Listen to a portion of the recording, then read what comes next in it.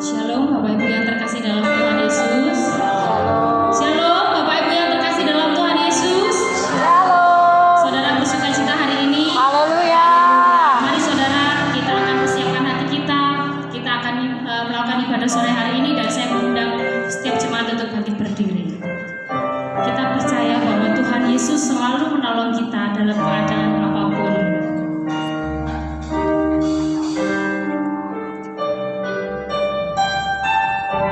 Musim akan selalu berganti, kasih Tuhan tetap abadi, tak akan berubah sampai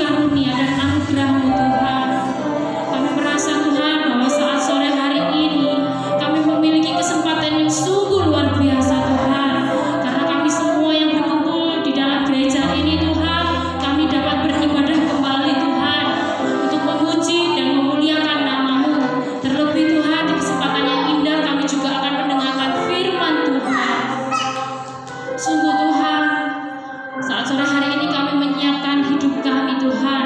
Kami ingin dibentuk oleh firman-Mu Yesus. Kami ingin menjadi Tuhan anak-anak-Mu yang taat dan setia kepada-Mu Tuhan. Kami tidak mau menyia-nyiakan kehidupan kami Tuhan, karena kami tahu saat-saat ini adalah kehidupan yang sungguh berat Tuhan. Tapi kami percaya Tuhan, hanya di dalam nama Tuhan kami yakin dan percaya kami akan selamat Tuhan, karena kami tahu Yesus telah menebus kami. Terima kasih Tuhan, terima kasih Yesus. Dan sebentar kami akan melompat memuji dan memuliakan nama-Mu. Kami percaya Tuhan, urapan Allah surga ada di tengah-tengah kami. Terima kasih Tuhan, terima kasih Yesus. Untuk semua jemaat yang percaya, mari sama-sama katakan amin, haleluya. Saudara siap untuk melompat kepada Tuhan? Haleluya. Kita akan satu pujian, bukan lagi.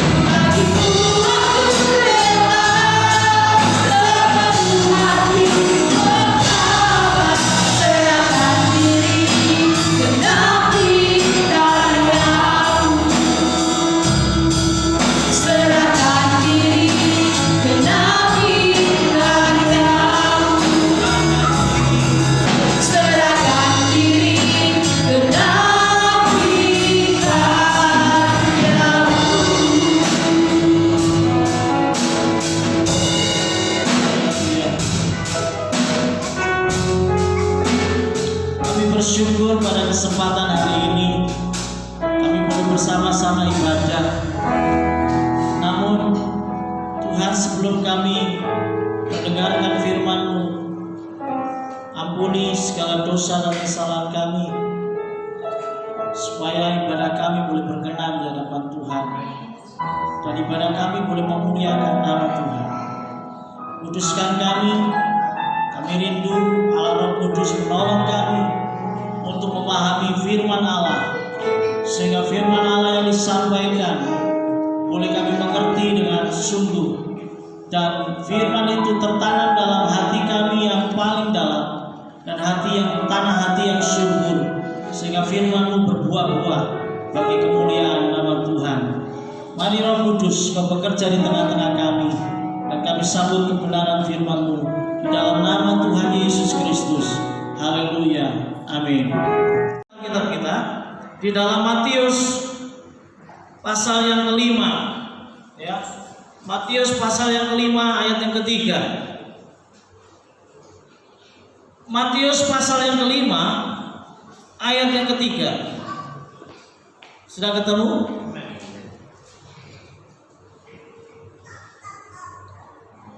Ya, saya akan membacakan. Bapak Ibu saudara-saudara jemaat Tuhan menyimak dengan baik. Berbahagialah orang yang miskin di hadapan Allah, karena mereka lah yang mempunyai kerajaan Allah. Matius 5 ayat yang ketiga. Berbahagialah orang yang yang miskin di hadapan Allah, karena merekalah yang mempunyai kerajaan sorga. Saudara-saudara yang dikasihi Tuhan, jemaat Tuhan, yang malam hari ini juga tidak banyak yang hadir, ya. Tapi kita tidak mengurangi semangat kita untuk tetap menyembah dan memuji Tuhan, ya. Biasanya kemiskinan, ya, miskin itu adalah hal yang menyedihkan, ya. Biasanya, ya, miskin itu hal yang tidak enak, tidak disukai banyak orang, betul? Ya, siapa yang mau miskin di sini? Tentu saja tidak ada, ya. Jadi kata miskin di sini, ya, berbahagialah orang yang miskin di hadapan Allah, karena mereka lah yang mempunyai kerajaan sorga. Kata miskin ini tidak disukai banyak orang, ya, dan tidak banyak orang ingin miskin. Dan tentunya miskin itu sangat menyedihkan. Tapi Alkitab mengatakan berbahagialah. Jadi ini bagaimana? Miskin yang mana, saudara? Ya, tentu saja yang dimaksud adalah bukan miskin secara jasmani, ya, miskin dalam arti materi, saudara. Tuhan tidak berbicara tentang itu, ya. Nah, oleh sebab itu pada kesempatan hari ini, ya, saya akan menyampaikan firman Tuhan ini dengan tema aku miskin dan aku bahagia. Ya, saya teringat ucapannya Patrick di SpongeBob itu. Tidak apa ya? Aku jelek dan aku bangga. Ya, Patrick mengatakan, aku jelek dan aku bangga. Ya, kalau anak muda mesti ketawa, apalagi anak-anak. Bukan berarti saya penggemar SpongeBob, ya, Patrick tidak. Tapi anak saya sering ngomong begitu. Ketika anak saya mengatakan aku jelek dan aku bangga, loh, kok bisa begitu deh? Ya saya melihat ini, Patrick, pikir saya, ya itu berarti Patrick tidak krisis kepercayaan, krisis percaya diri dan ya, Patrick gambar dirinya begitu dipulihkan oleh Tuhan, ya, dalam SpongeBob itu, ya. Artinya meskipun dia jelek tapi dia bangga, gitu. Ya, saya tidak akan membahas tentang Patrick dan SpongeBob. Ya, saya akan membahas tentang firman Tuhan. Yang malam hari ini saya beri tema aku miskin dan aku bahagia. Ya, bukan aku miskin dan aku bangga, gitu. Bukan. Ya, saudara. Ya, nah, saudara, yang dimaksud Tuhan Yesus di sini mengenai miskin ini adalah berbicara tentang hal-hal yang bersifat rohani, dimensi rohani, saudara. Ya, nah, menurut bahasa asli, kata miskin ini dipakai kata Yunani tokos, ya, tokos, ya. Nah, tokos ini memiliki arti, saudara, yaitu tidak memiliki apa-apa. Yang pertama, saudara, ya, kita akan memahami ini, ya. Berbahagialah orang yang miskin di hadapan Allah, karena mereka yang mempunyai kerajaan sorga. Jadi apa artinya miskin? Yang sampai Alkitab katakan, bahkan Yesus sendiri katakan dalam khotbah di bukit, dia mengatakan berbahagia, saudara. Ya, miskin di sini yang dimaksud Tuhan adalah tidak memiliki apa-apa atau sangat miskin. Juga bisa diartikan tidak ada yang diandalkan. Saudara, kalau orang kaya mungkin ada sesuatu yang diandalkan dalam hidupnya. Ya, saudara, mungkin depositonya di bank masih banyak. Ya, enggak khawatir. Ada sesuatu yang diandalkan, saudara. Ya, mungkin ya investasinya yang diharapkan suatu saat pasti memiliki hasil yang sangat besar. Ya, saudara-saudara yang dikasihi Tuhan, kadang-kala kekayaan itu menjadi sesuatu yang diandalkan. Tapi hari ini tidak berbicara tentang miskin secara materi, tetapi Alkitab katakan miskin secara roh, saudara-saudara. Ya, dimensi rohani, gitu ya. Nah, saudara-saudara yang dikasihi Tuhan, kalau seseorang di hadapan Tuhan miskin, artinya tidak ada yang diandalkan lagi selain Tuhan. Ya, saudara-saudara, ini sangat luar biasa sekali. Ya, inilah yang dikatakan Tuhan Yesus berbahagia. Saudara-saudara, ya. Jadi kita ulang di sini ayatnya, berbahagialah orang yang miskin di hadapan Allah. Artinya dia tidak mengandalkan kekuatannya, dia tidak mengandalkan apa yang dia miliki sebagai satu bentuk sesuatu yang diandalkan, pengandalan, gitu, saudara-saudara. Namun dia mengandalkan Tuhan, ya, karena di situ ditulis di hadapan Allah, miskin di hadapan Allah. Nah, orang yang miskin di hadapan Allah ini adalah tidak ada sesuatu yang diandalkan selain hanya Allah itu sendiri yang sangat diandalkan. Saudara-saudara, Alkitab juga banyak mengajar kita tentang orang muda yang kaya. Coba kita akan baca di dalam Matius 19. Matius 19 ayat 16 sampai 26. Maafkan saya tidak membuat PowerPoint, ya. Saudara, biasanya kita pakai PowerPoint. Ya, orang muda yang kaya. Mari kita simak bersama-sama. Ya, saya akan membacakannya. Ada seorang datang kepada Yesus dan berkata, "Guru, perbuatan baik apakah yang harus aku perbuat untuk memperoleh hidup kekal?" Jawab Yesus, "Apakah sebabnya engkau bertanya kepadaku tentang apa yang baik? Hanya satu yang baik. Tetapi jikalau engkau ingin masuk ke dalam hidup, turutilah segala perintah Allah." Kata orang itu kepadanya, "Perintah yang mana?" Kata Yesus, "Jangan membunuh, jangan berzina, jangan mencuri, jangan mengucapkan saksi dusta. Hormatilah ayahmu dan ibumu, dan kasihilah sesamamu manusia seperti dirimu sendiri." Ya. Kata orang muda itu kepadanya, "Semuanya itu telah kuturuti, apalagi yang masih kurang?" Kata Yesus kepadanya, "Jikalau engkau hendak sempurna, pergilah, jualah segala milikmu dan berikanlah itu kepada orang-orang miskin, maka engkau akan beroleh harta di sorga. Kemudian datanglah kemari dan ikutlah aku."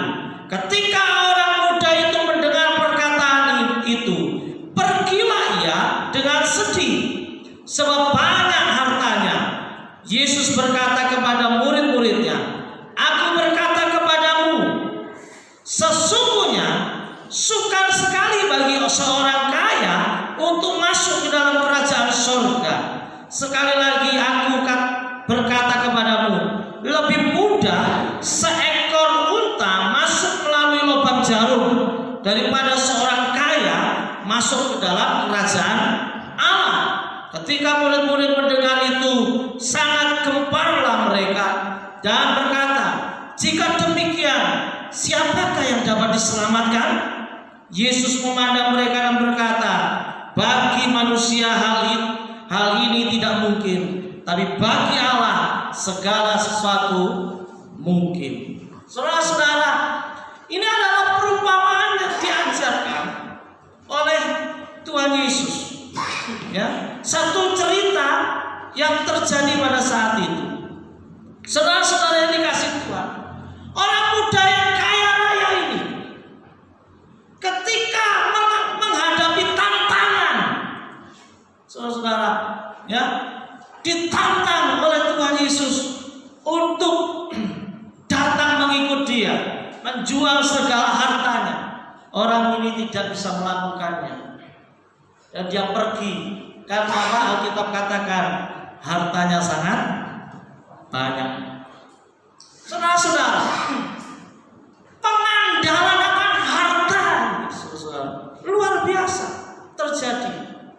Ya, ini satu kondisi yang perlu kita pahami. Ini tidak berbicara tentang, saudara-saudara, kekuatan materi, namun ini adalah sebuah cerita yang bisa kita ambil dalam contoh. Demikian juga kehidupan rohani kita di hadapan Tuhan. Ketika pengandalan diri kita kepada kekuatan kita, kepada apa yang kita miliki, saudara-saudara, maka yang terjadi adalah kehidupan kita tidak bisa mengandalkan Tuhan. Ya, Tokos sendiri mengajarkan bahwa, saudara-saudara, dari kata Tokos ini tidak ada yang diandalkan selain Tuhan. Kehidupan rohani yang Tuhan mau adalah, saudara-saudara, kita selalu hidup miskin di hadapan Allah. Artinya kita tidak mengandalkan apapun. Tidak ada sesuatu yang bisa kita andalkan selain kita mengandalkan Allah, saudara-saudara. Dengan demikian, kehidupan pengandalan inilah yang dikatakan oleh Tuhan Yesus berbahagia. Ya, saudara-saudara, kehidupan yang seperti inilah yang disebut berbahagia, karena hanya Tuhan yang menjadi andalan. Berapa banyak di antara kita di tempat ini, ketika kita datang kepada Tuhan, kita sedang datang sebagai orang yang membutuhkan Tuhan, dan kita mengandalkan Dia. Bukan kita datang karena hanya kita datang sebagai orang Kristen yang memenuhi kewajiban-kewajiban agamawi kita. Saudara-saudara, mari kita datang bukan hanya sebagai orang percaya yang hanya memenuhi kewajiban-kewajiban rohani kita, kewajiban-kewajiban agama kita.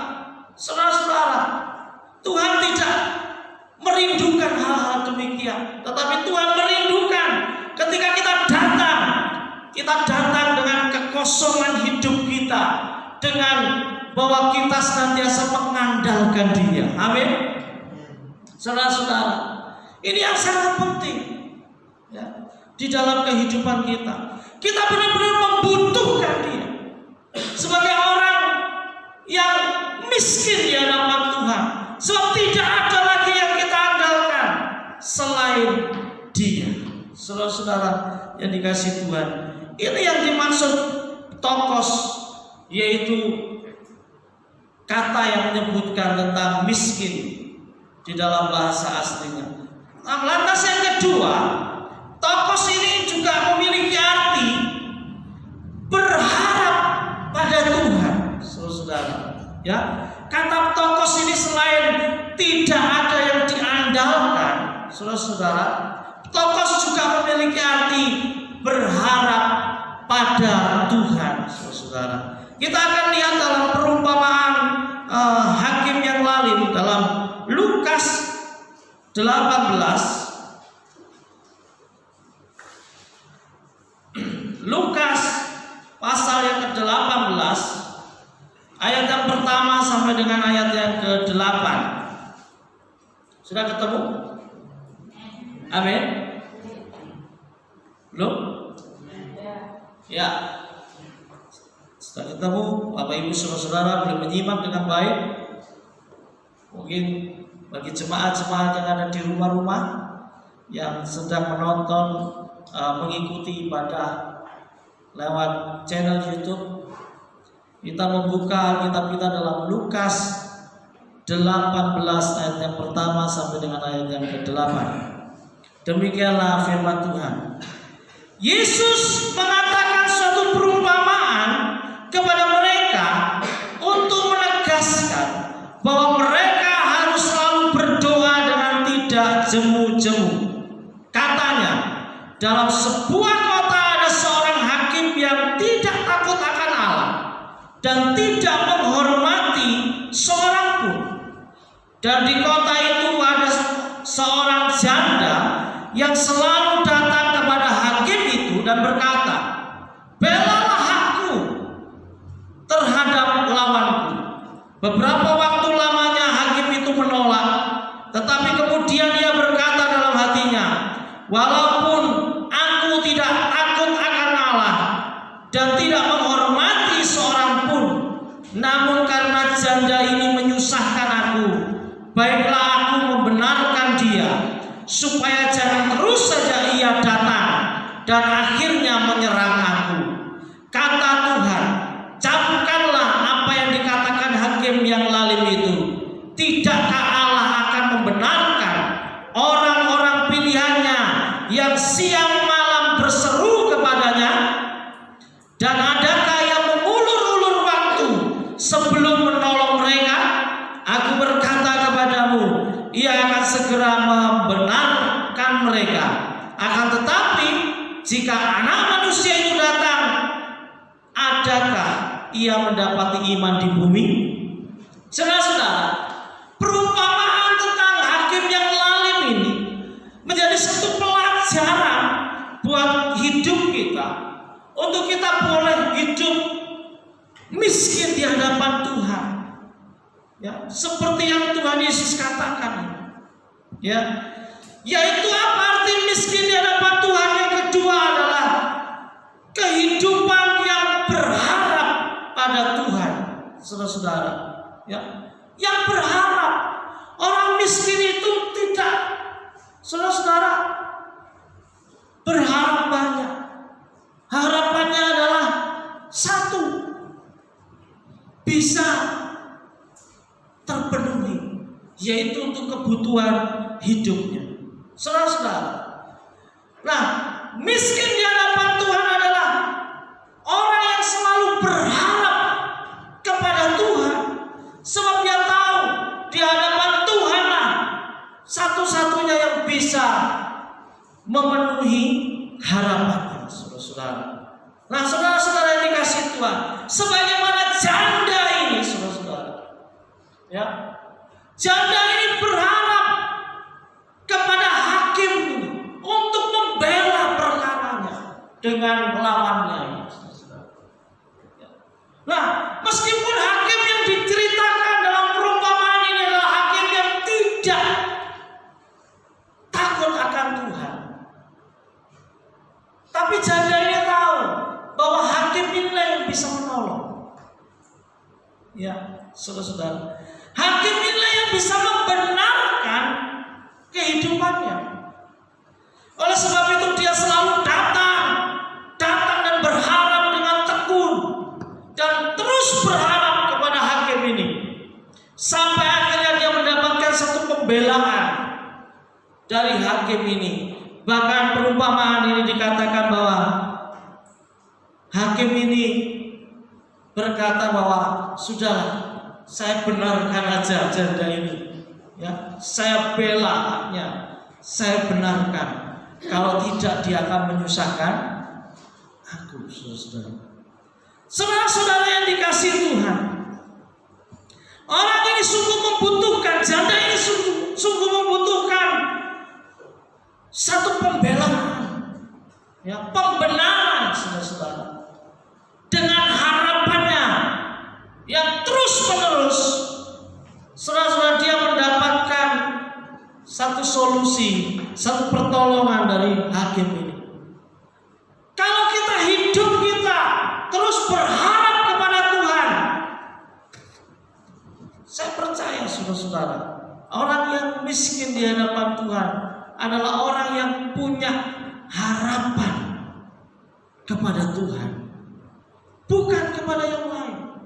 Mungkin dia tidak bisa berharap kepada yang lain. Apa yang diharapkan karena kemiskinannya, dia tidak ada yang bisa diandalkan. Tadi seperti poin yang pertama tadi,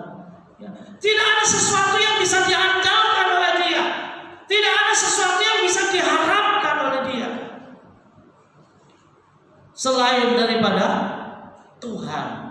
Saudara-saudara, ketika kita datang kepada Tuhan, beribadah dan menyembah Tuhan, apakah kita memiliki harapan kepada Tuhan saja, bukan harapan kepada yang lainnya? Saudara-saudara, kita perlu sungguh-sungguh berharap kepada Tuhan. Ya. Saya bersyukur sejak awal situasi COVID-19, saya selalu menekankan untuk doa. Kita berharap pertolongan Tuhan. Dan saya bersyukur Pesanggaran ini bebas dari corona. Kalau sudah lihat peta penyebaran, ya, Banyuwangi ini luar biasa. Hanya Pesanggaran yang dahsyat, ya, bersih. Nah, ini harapan kita, saudara.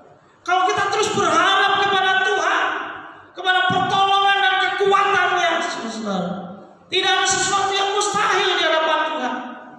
Oleh sebab itu jangan jemu-jemu berharap kepada Tuhan. Kita harus tetap berdoa dengan segala keterbatasan dan ketidakmampuan kita. Kita terus percaya bahwa kekuatan Allah yang menjadi harapan kita. Pertolongan Tuhan yang menjadi harapan kita selalu, saudara. Ya. Begitu juga di Jombang. Wah, luar biasa penyebaran.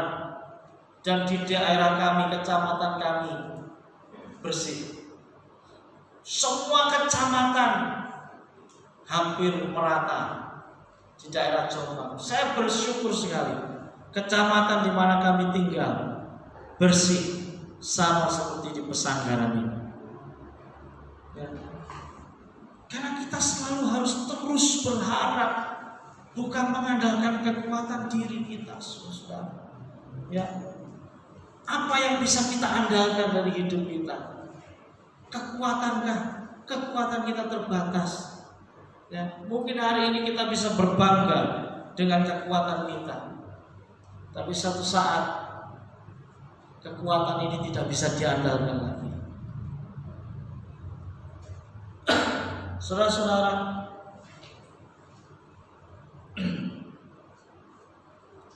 saya punya kakak masih muda. Kakak saya nomor 4. Dan hari ini dia terkena serangan stroke, ya. Masih muda. Kakak saya nomor 4. Tetapi dia selalu menghujat Tuhan dalam hidupnya. Saya tetap berdoa, Tuhan tolong, ya, supaya dia benar-benar hidup takut akan Tuhan.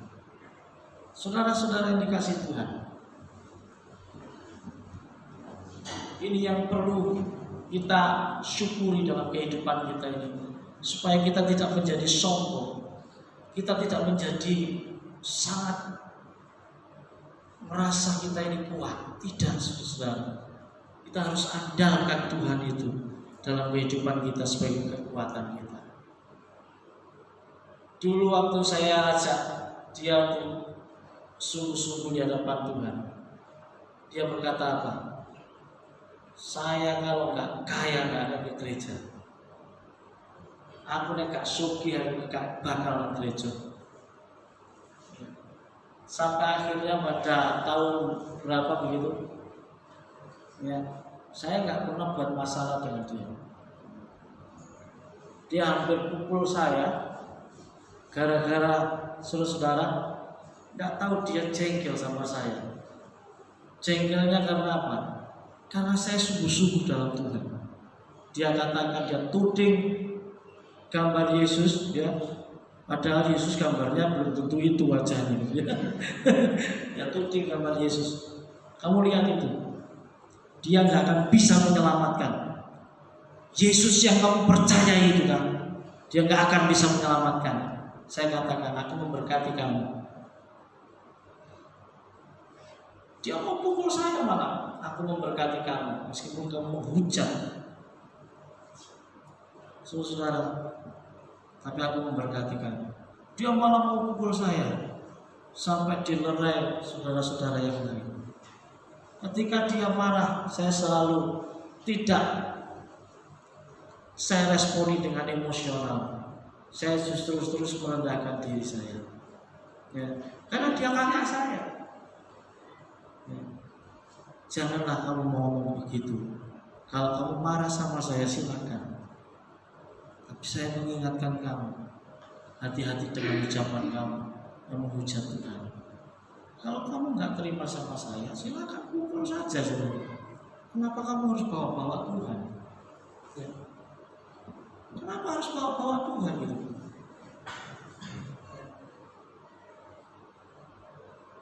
Ada seorang yang banyak sekali. Saya katakan hati-hati dengan mulut, hati-hati dengan hidup kita di hadapan Tuhan. Allah tidak bisa dipermainkan, saudara. Ya, Tuhan itu tidak bisa dipermainkan. Ya. Sebagai gembala sidang, hari ini saya juga mengingatkan buat saudara, ya, mari kita hati-hati dengan kehidupan kita. Mungkin suatu saat kita ada dalam kondisi yang emosional. Ya, jangan bawa-bawa nama Tuhan, jangan bawa-bawa Tuhan. Ya, kita hati-hati karena Dia tidak bisa dipermainkan, saudara. Ya. Nah, seringkali saya mendapati hal seperti itu dan luar biasa. Sampai akhirnya dia menghina Tuhan, dia keluar dari kekristenan. Saya nggak ambil pusing. Bahkan dia datang minta tolong saya tolong. Saya tolong. Tapi dia selalu menghujat saya. Tapi saya tolong menghujat lagi. Bahkan Tuhan dihujat. Saya katakan hati-hatilah. Jangan sombong dengan kehidupan ini. Ya. Hidup ini hanya sementara. Ya. Kita punya, kita ada sampai saat ini, kita kuat semua oleh anugerah Tuhan. Ya. Oleh anugerah Tuhan. Saya melihat ada banyak orang-orang yang mengalami masalah-masalah karena hidupnya tidak dijaga dengan baik. Hidupnya tidak bisa berhati-hati dengan Tuhan, tidak bisa hati-hati dengan pekerjaan Tuhan, saudara. Ya, ini yang perlu kita pahami. Sudah tidak senang dengan seorang hamba Tuhan atau nggak senang dengan gereja, ya sudah gitu. Ya, carilah gereja yang lain, carilah penggembalaan yang baik dan hiduplah sesuai firman Tuhan. Ya, tidak ada masalah daripada menghujat sana sini. Akibatnya diterima sendiri, saudara. Ini hati-hati. Kalau belum ya jangan sombong. Wah, aku gak apa-apa. Wah, aku ngutuki pekerjaan Tuhan, ngutuki gembala sidang. Tapi ya tidak apa-apa. Jangan sombong, belum waktunya. Tuhan masih beri kesempatan untuk bertobat. Ya. Tapi kalau kemurahan Tuhan itu sudah tidak, saudara, ini bahaya. Ya, Alkitab banyak kata seperti itu. Saul setelah diurapi oleh Tuhan dia sombong. Bahkan dia membakar ukupan. Dia masuk ke rumah Tuhan. Dia mempersembahkan korban. Padahal itu hanya tugasnya adalah seorang imam, bukan tugas seorang raja. Akhirnya apa? Dicabut urapannya. Saul dibuang, diganti oleh Daud. Dan dia harus menerima akibat yang luar biasa. Terus siapa lagi kemarin itu yang mengalami juga membakar ukupan juga? Usia. Dia juga raja Usia. Mengulang peristiwa yang sama seperti yang Saul lakukan. Ya. Akhirnya apa? Saudara malah petaka. Ya. Kenapa? Karena bertindak sombong. Ya. Di hadapan Tuhan. Tapi mari kita belajar dari yang Tuhan Yesus ajarkan. Miskin di hadapan Tuhan. Yaitu kita harus selalu berharap pada Tuhan. Amin. Ya, kita harus belajar, saudara-saudara, ya, hanya mengandalkan Tuhan saja. Sebagaimana janda ini, dia memiliki harapan hanya kepada sang hakim ini. Dia percaya, dia tidak mengandalkan apapun, dia tidak berharap kepada apapun. Saya melihat ada banyak orang yang sakit, punya harapan untuk sembuh, dan dia berharap kepada Yesus datang dan menjadi sembuh. Oleh karena apa? Karena dia berharap kepada Tuhan. Saudara, Tokos itu berbicara tentang berharap kepada Tuhan, ya. Dan arti tokos atau miskin di hadapan Allah yang ketiga adalah memiliki arti tidak berguna. Saudara, ya, tidak berguna ini tidak berbicara tentang saya tidak bermanfaat hidup saya, tidak. Maksudnya adalah satu ungkapan bahwa dia merendahkan diri di hadapan Tuhan, bahwa aku ini orang yang gak berguna di hadapan-Mu Tuhan. Jadi ungkapan itu bisa kita artikan sebagai memiliki hati hamba. Saudara, ya, arti tokos yang diartikan miskin itu juga berbicara tentang memiliki hati hamba. Hamba itu adalah orang miskin. Oleh sebab itu bisa diartikan dengan terjemahan arti tidak berguna. Mari kita akan lihat di dalam Lukas 17. Ya. Lukas 17 ayat yang ke-7 sampai dengan ayat yang ke-10.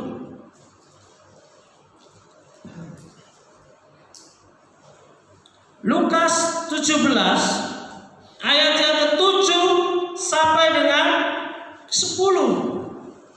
Sudah ketemu?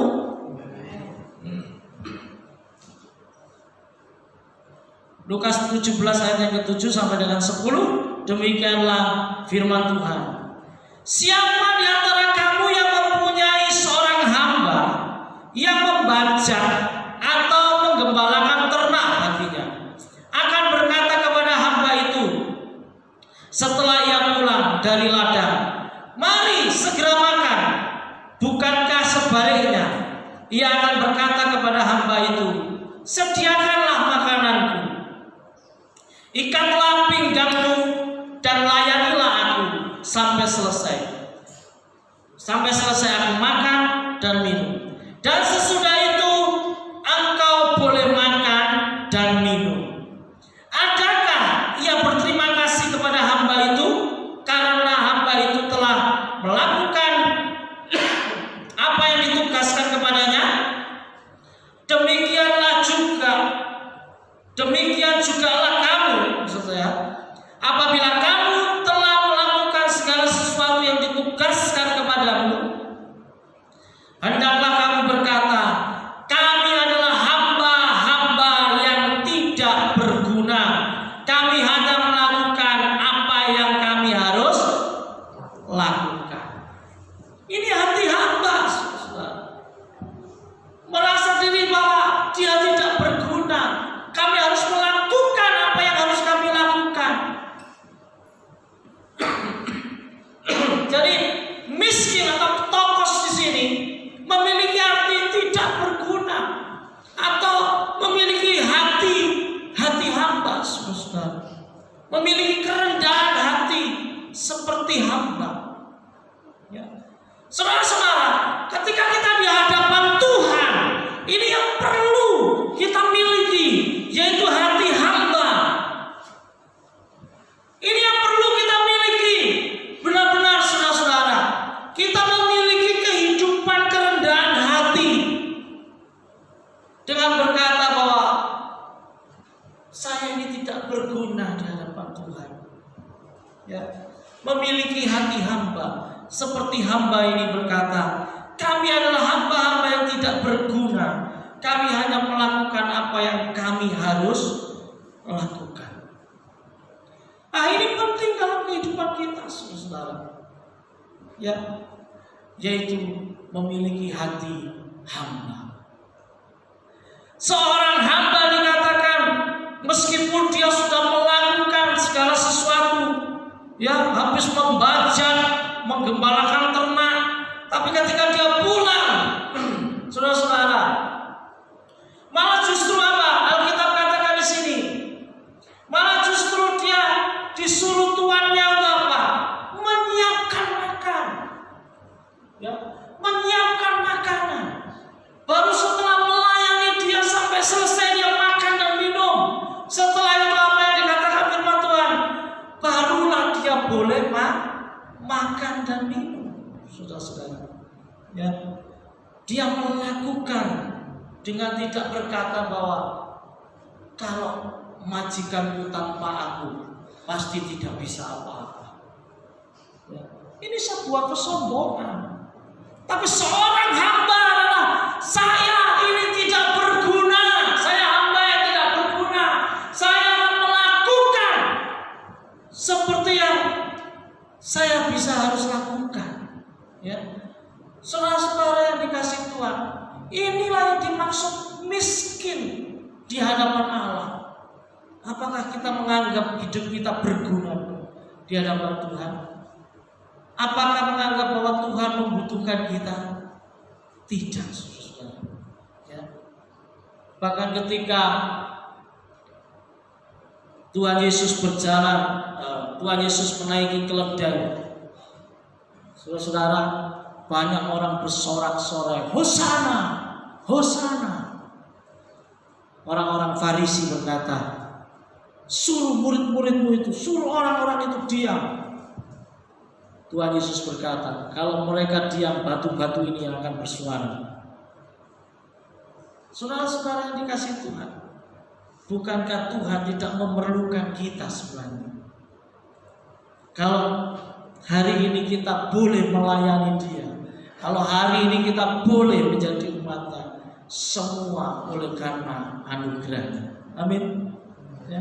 Oleh karena kasih karunia.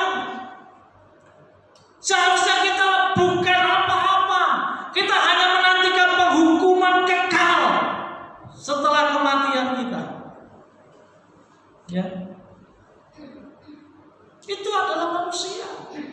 Sebab Alkitab katakan semua orang telah berbuat dosa dan telah kehilangan kemuliaan Allah. Dan upah dosa itu ialah maut. Tidak ada jalan keluar di sana. Dengan ibadahkah? Tidak ada jalan keluar. Dengan kebaikan kita kah? Tidak menolong kita. Saudara-saudara, karena orang yang masuk surga itu adalah harus orang yang sempurna, suci dan sempurna. Itu boleh masuk surga. Sedangkan manusia semuanya berbuat dosa dan telah kehilangan kemuliaan Allah. Tidak ada seorang pun bisa masuk ke dalam kerajaan surga. Tetapi hari ini kita boleh diselamatkan semua oleh karena kasih karunia Tuhan. Amin. Kenapa? Karena Tuhan mengasihi. Alkitab katakan, karena begitu besar kasih Allah akan dunia ini, sehingga Ia mengaruniakan anaknya yang tunggal, ya, supaya barang siapa yang percaya kepadanya tidak binasa, melainkan beroleh hidup yang kekal. Karena kasih karunia yang sangat besar, anugerahnya yang sangat besar, ya. Tidak ada yang bisa kita lakukan untuk menyelamatkan hidup kita kalau bukan anugerah dan kasih karunia Tuhan. Ya, saudara-saudara, ibadah kita tidak akan pernah menolong kita. Perbuatan baik kita tidak pernah menolong kita. Ya. Karena semuanya itu tidak akan bisa memenuhi ukuran kekudusan Allah. Semua tidak akan pernah bisa memenuhi ukuran kesempurnaan surga. Saudara-saudara, oleh sebab itu Tuhan tahu ketidakberdayaan kita. Dia datang ke dunia ini, ya. Dia datang ke dunia ini untuk menyelamatkan kita. Alkitab katakan karena begitu besar kasih Allah akan dunia ini, Dia memberikan anaknya yang tunggal. Apakah Allah beranak? Tidak ada Allah beranak. Itu sopo ngomong Allah beranak. Ya, saudara-saudara, Allah tidak pernah beranak. Saudara-saudara, ya, Tuhan tidak pernah beranak. Tuhan itu satu. Saudara-saudara, ya, kata memberikan anaknya itu bahasa kiasan yang menyebutkan firman-Nya menjelma menjadi manusia, menjelma menjadi anak manusia. Ya, Dia bukan lagi Bapa yang kekal besar, tapi Dia membatasi dirinya sebagai yang imanen, bukan yang transenden. Dia membatasi sebagai insani manusia. Oleh sebab itu Dia disebut anak. Jadi tidak ada istilah Tuhan beranak, tidak ada. Sesatlah orang yang berkata bahwa Tuhan itu beranak. Jadi kalau ada ayat di kitabnya orang lain berkata begitu, kita amankan, memang Tuhan tidak beranak. Ya. Tuhan tidak beranak. Siapa yang bilang Tuhan punya anak? Betapa sesatnya. Orang Kristen tidak pernah mengatakan seperti itu. Ya. Anak itu apa yang dimaksud, ini yang harus dipahami, saudara-saudara. Ya. Kalau saya menunjukkan kepada seseorang, barang saya di mana? Oh, tadi di sana, di anak tangga itu. Emangnya anak tangga punya bapak tangga dan ibu tangga? Apakah yang selalu disebut anak itu adalah hasil dari hubungan? Apakah hal yang lebih rendah? Tidak. Itu hanya bahasa yang menyebutkan bahwa Tuhan yang satu itu menyatakan dalam dirinya tiga pribadi.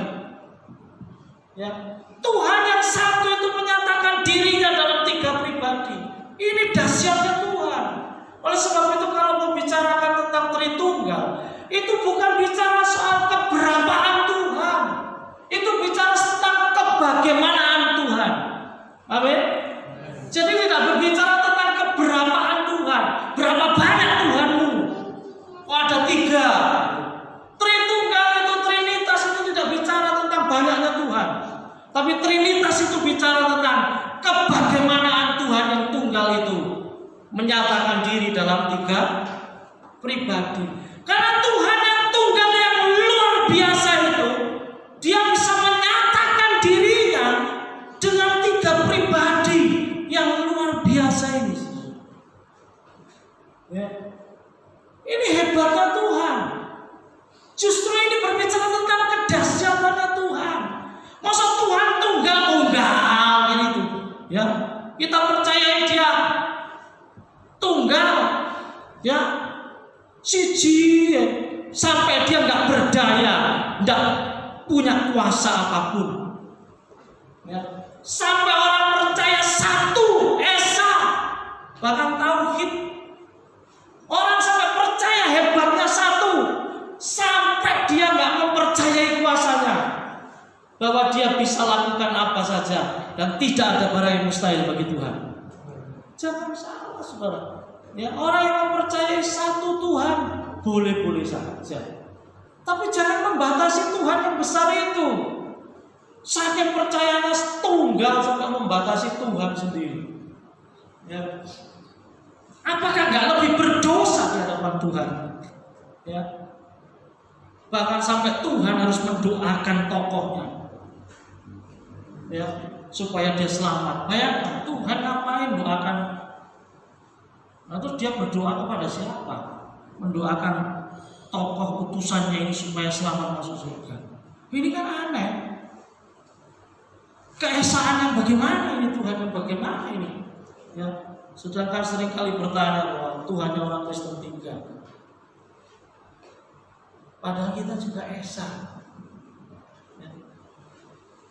Ada banyak hal, saudara, yang tidak mungkin bisa dipahami. Demikian juga pemahaman-pemahaman yang lain. Saya justru tidak paham dengan keesaan yang model begitu.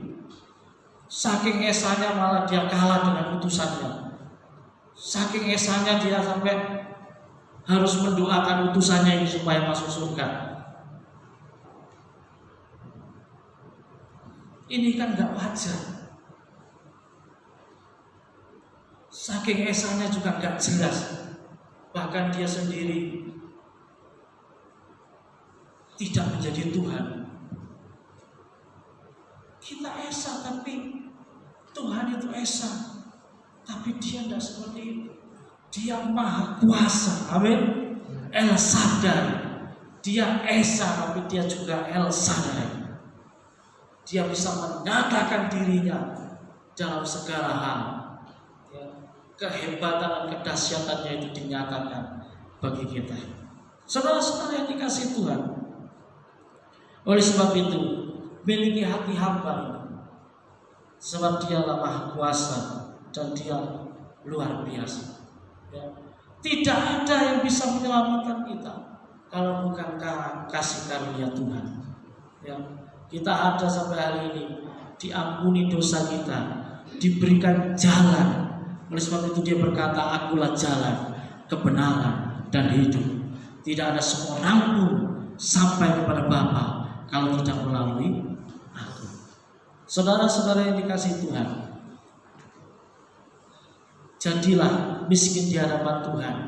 Bukan berarti berbicara tentang soal materi, tapi soal bagaimana kita menghadap Tuhan. Kita harus menjadi orang-orang yang saudara-saudara selalu mengandalkan Dia saja. Tidak ada sesuatu yang lain yang kita andalkan selain Yesus saja yang kita andalkan. Kita miskin di hadapan Tuhan ketika kita berharap kepada, ketika kita menyembah dan beribadah kepada Tuhan, ketika kita hidup sebagai orang percaya, yaitu memiliki arti kita harus selalu berharap hanya kepada Dia. Tidak ada yang bisa kita harapkan yang lain kalau bukan Dia yang bisa menolong kita, memberikan kehidupan kekal, keselamatan. Kita harus miskin di hadapan Tuhan, berbicara bahwa kita harus memiliki hati hamba. Kita merasa tidak berguna, kita adalah orang-orang yang sangat rendah di hadapan Dia, dan hanya Dialah yang maha tinggi itu, saudara. Ya. Dan kita selalu berkata, Tuhan, aku ini manusia yang berdosa, tetapi Engkau-lah yang menyelamatkan kami oleh karena anugerah-Mu. Ini yang penting dalam hidup kita. Bukan berkata, Tuhan, aku melayani karena aku bisa, aku melakukan ini karena aku bisa. Tidak, saudara. Aku begini karena aku masih kuat. Ini pengandalan diri yang perlu kita buang, tapi kita ganti yaitu dengan mengandalkan Tuhan saja, saudara. Ya. Aku melakukan ini karena aku masih kuat. Aku melakukan ini karena aku pintar. Aku melakukan ini karena aku. Apalagi banyak yang kita andalkan. Kepintaran, kedudukan, kekuatan kita. Ya. Masih muda sekarang sudah banyak yang stroke. Apa yang kita andalkan? Ya. Saya saja tadi mau jalan ke atas mimbar ini seolah-olah sulit karena sendi pangkal saya ini kok tiba-tiba sakit ya. Puji Tuhan ketika berjalan ke depan ini saya masih bisa. Tadi saya gini-gini ya. Karena ya kadang-kadang bantu tukang juga ya. Tukang selesai saya bersih-bersih gitu. Ya, nggak biasa kerja begitu, nyekrop gitu.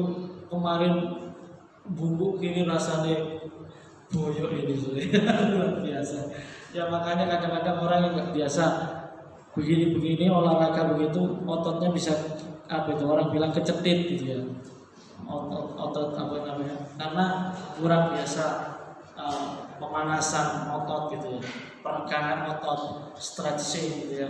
Karena harusnya otot-otot ini semua harus tiap pagi gitu stretching gitu ya.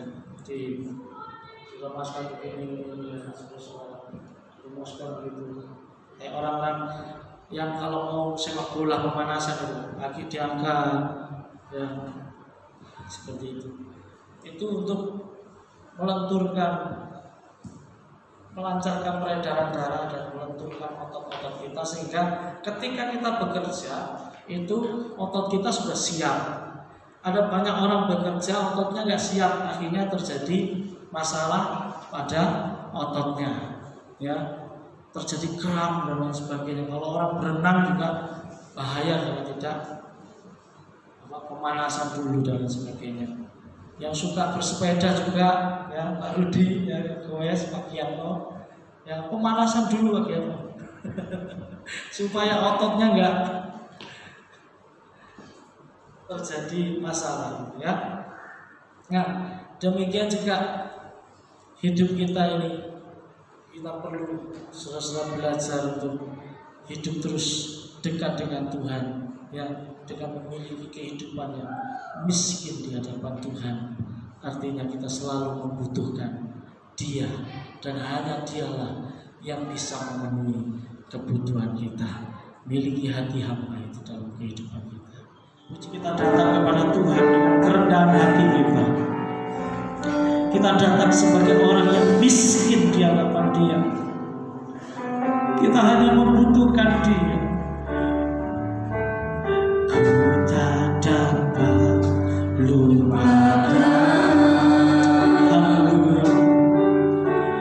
kebaikan yang ku terima, pengorbananmu yang mulia, jadikan ku berharga, tulus menerima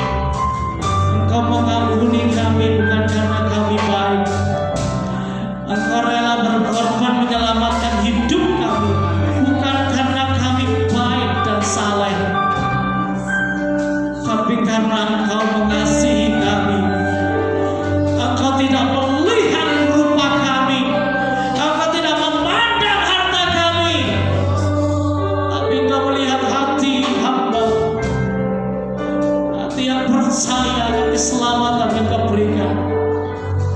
Hati yang datang dengan menyadari segala dosa yang kami perbuat. Hati yang saat kami datang membawa iman kami percaya kepada Engkau. Itulah yang Kau cari, hati hamba, hati yang beriman kepada Engkau, hati yang selalu mengandalkan Engkau. Terima kasih Tuhan, terima kasih Bapa. Ajar kami selalu untuk memiliki kehidupan yang merendahkan diri dan rendah hati dalam kehidupan ini. Tolonglah kami ya Roh Kudus. Seringkali kami merasa kami kuat, merasa kami hebat. Tapi biarlah malam hari ini firman-Mu mengajar kami untuk kami terus ikut kehendak-Mu. Kami hidup melepaskan hak kami. Kami datang merendahkan diri, dan kami sungguh berharap hanya kepada Engkau. Terpujilah Engkau Tuhan. Biarlah firman-Mu berteguhkan di dalam kuat kuasa Roh Kudus-Mu, tertanam dalam hati kami dan bertumbuh berbuah-buah untuk kemuliaan bagi nama Tuhan. Terima kasih Tuhan. Dalam nama Tuhan Yesus kami berdoa dan mengucap syukur. Haleluya. Amin. Bapa kami yang di sorga, terima kasih buat kasih karunia-Mu yang telah memberkati kami dalam kehidupan kami Tuhan. Engkau Tuhan yang selalu memelihara, menolong kami, dan memberkati kami dengan kesehatan, kekuatan, supaya kami dapat bekerja, supaya kami dapat hidup sebagaimana kehidupan yang kami jalani, supaya kami juga sungguh-sungguh tetap percaya dan berharap kepada Engkau. Terima kasih buat penyertaan kasih karunia Tuhan yang ada dalam kehidupan kami. Saatnya kami mengucap syukur, dan ucapan syukur kami bawa kepadamu berupa persembahan kami. Engkau tidak melihat besar kecil persembahan kami, tapi Engkau melihat hati kami. Ketika kami datang memberi, kami memberikan karena kami cinta kepada Tuhan. Karena kami datang memberi, karena kami memberi dengan sukacita, dan kami bersyukur kepada Engkau. Maka Tuhan, pemberian kami boleh layak di hadapan Tuhan. Terima kasih Tuhan, Engkau akan memberkati sebagaimana firman-Mu. Ketika kami datang memberi, Engkau juga akan memberkati kehidupan kami ya Bapa. Terima kasih ya Tuhan, terima kasih. Kami akan memberikan dengan sukacita di dalam nama Tuhan Yesus Kristus. Haleluya. Amin. Kita akan pujian kita, Tuhan Yesus baik.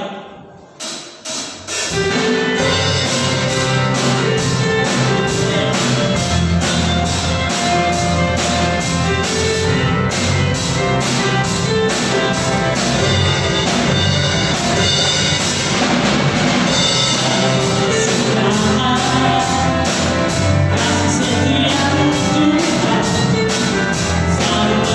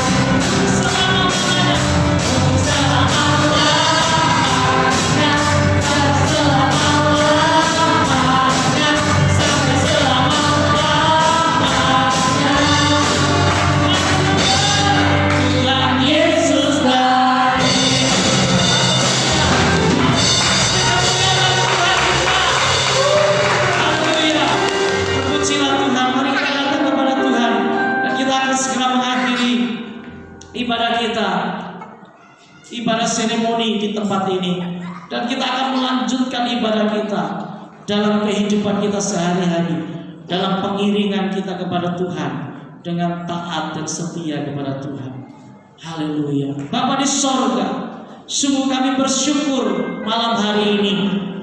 Meskipun kami seberapa yang hadir untuk beribadah kepadamu, tapi kiranya kasih karunia-Mu melawat setiap saudara-saudari kami yang malam hari ini tidak nampak hadir.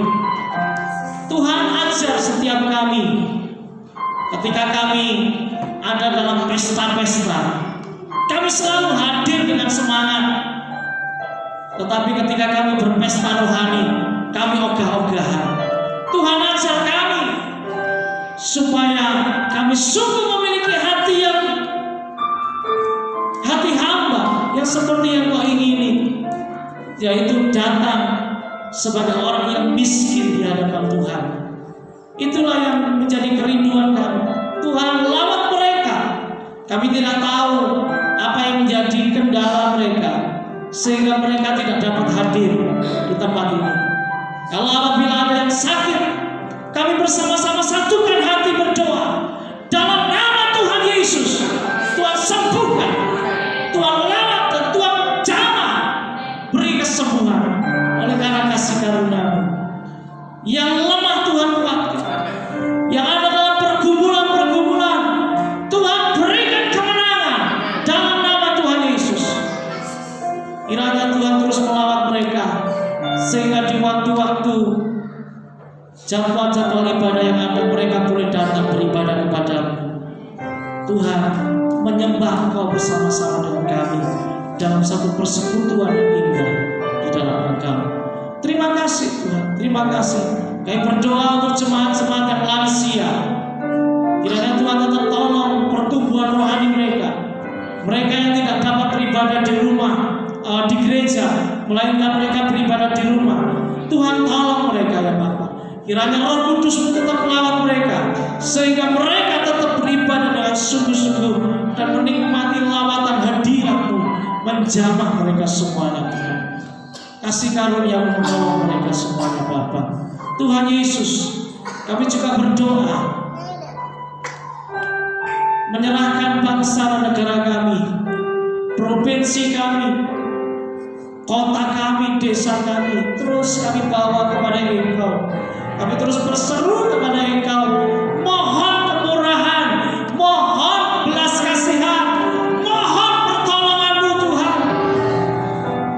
Kiranya Engkau bebaskan dari virus-virus yang jahat, sehingga bangsa kami Indonesia, provinsi kami Jawa Timur, Tuhan, pemerintahan kami semuanya, Tuhan, bahkan kota kami, desa kami di mana kami tinggal, Tuhan, semuanya bersih dari virus-virus yang jahat. Tuhan, pulihkan negeri kami, pulihkan daerah-daerah kami. Kami mohon belas kasihan-Mu Tuhan, sehingga semua persoalan ini dapat teratasi dengan baik dan segera terjadi pemulihan. Terima kasih Bapak. Ampuni segala dosa dan kesalahan kami Tuhan. Terima kasih ya Bapak, terima kasih.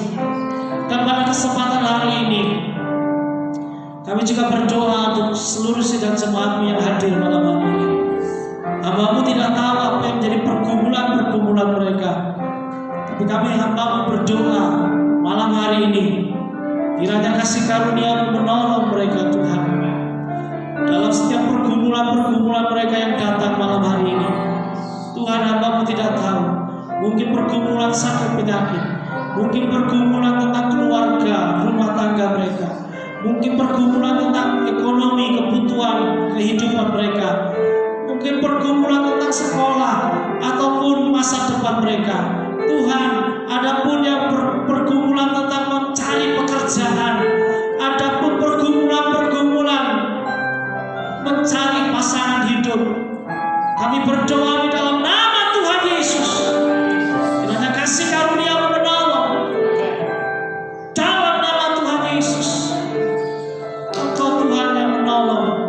sebab Engkaulah penolong kami ya Bapa. Terpujilah Engkau Tuhan. Terima kasih Bapa. Kasih karunia-Mu bekerja dalam kehidupan kami. Kalau sebentar kami akan meninggalkan tempat ini, kiranya Engkau akan curahkan berkat-Mu atas kehidupan kami, seluruh sidang jemaat-Mu di tempat ini Tuhan. Haleluya. Sidang jemaat yang dikasihi Tuhan, mari kita mengangkat tangan kita bersama-sama. Haleluya. Tuhan akan memberkati kehidupan kita bersama-sama. Haleluya. Sidang jemaat yang dikasihi Tuhan, mari kita pulang dengan membawa segala berkat dari Bapa, kasih karunia dari Tuhan Yesus Kristus, di dalam persekutuan Roh Kudus-Nya, lengkap dengan pertolongan dan penghiburan di atas kita, memberkati kita sekalian hari ini, memberkati setiap kehidupan pribadi lepas pribadi, memberkati kehidupan rumah tanggamu dan keluargamu, memberkati setiap usaha pekerjaanmu, memberkati sekolah dan masa depanmu, dibuat sukses berhasil di dalam nama Tuhan Yesus. Dicurahkan berkat-berkat rohani supaya kita semakin naik level di hadapan Tuhan, untuk semakin bertumbuh dalam rohani kita menjadi rohani yang dewasa di dalam Tuhan. Terimalah segala berkat ini hari ini sampai Maranatha, bahkan sampai selama-lamanya, di dalam nama Tuhan Yesus Kristus. Semua yang menerima berkat